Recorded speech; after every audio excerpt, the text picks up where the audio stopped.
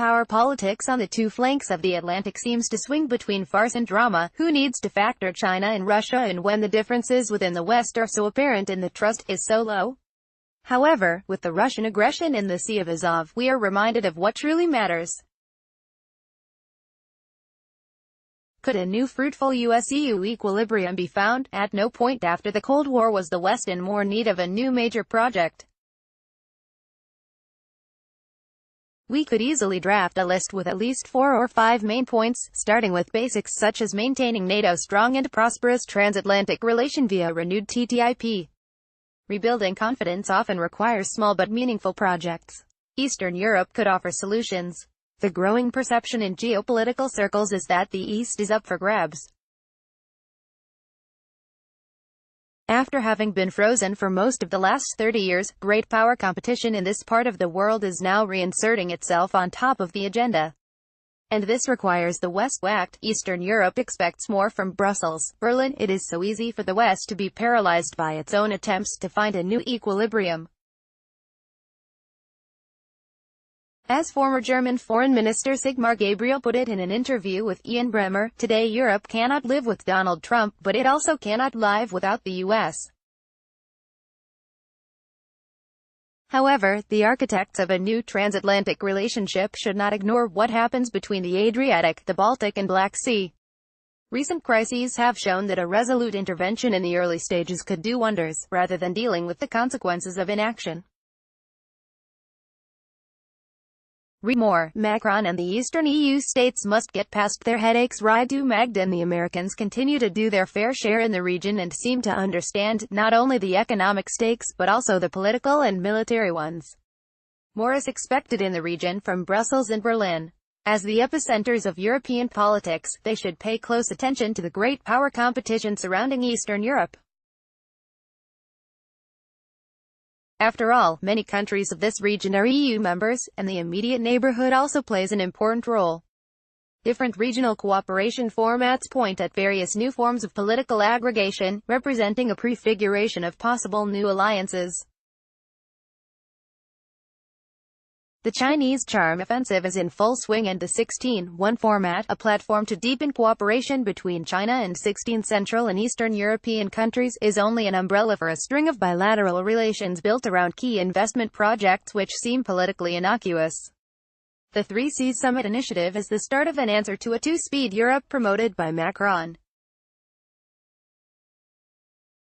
The Visegrad countries have realized that they cannot deal with the Western pushback by themselves, so the need for supplements has generated this new project.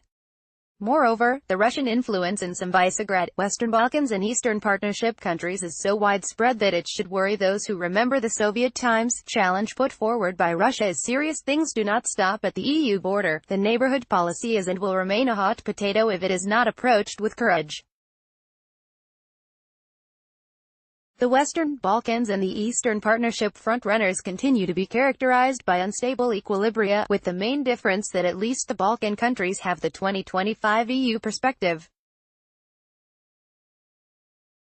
Separate from grand strategies, events catch up with us. Realists of this world see Ukraine as a nuisance to the West. It is not our fight, would be their mantra. Citizens and upholders of basic values beg to differ. Ukraine is key, not a great power testing ground. For Brussels and Washington, getting Ukraine right or wrong sets a precedent. This conundrum is an opportunity for the transatlantic partners to recognize how serious the challenge put forward by Russia is. After Georgia and Ukraine, there is no guarantee that Moscow won't feel emboldened to go for a Baltic state, or another NATO ally. A united front on a 2.0 containment policy becomes a necessity. U.S. Secretary of State Mike Pompeo's statements in Brussels are an opening and should be seen as the beginning of a reconstruction project. Necessity is the mother of reinvention.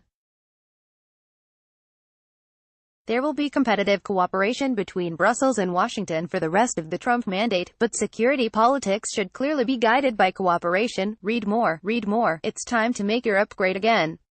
The regional stakes are high and involve not only energy and industrial policy, but especially common security and defense. The EU needs a new engagement strategy with its East and an honest discussion with these countries about red lines. These should ensure that Europe moves forward without being haunted by crises in its backyard. It is hard to imagine that this conversation could sideline the US. Inviting Germany and Jean-Claude Juncker, the head of the European Commission, to the 3C Summit initiative in Bucharest this autumn was a good sign, which should be followed by other steps.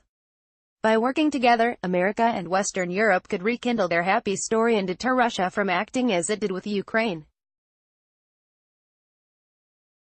Rather than complain separately about competition with China or threats from Russia, isn't it better to talk and then act in coordination?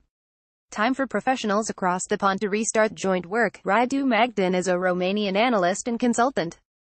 He worked as an honorary advisor to the Romanian Prime Minister, 2014-2015, and also advised the Moldovan Prime Minister, 2016-2017. Between 2007 and 2012, he worked in Brussels with the European Parliament, Euractiv and Google. He is a Forbes Romania trendsetter and a NATO emerging leader with the Atlantic Council of the United States.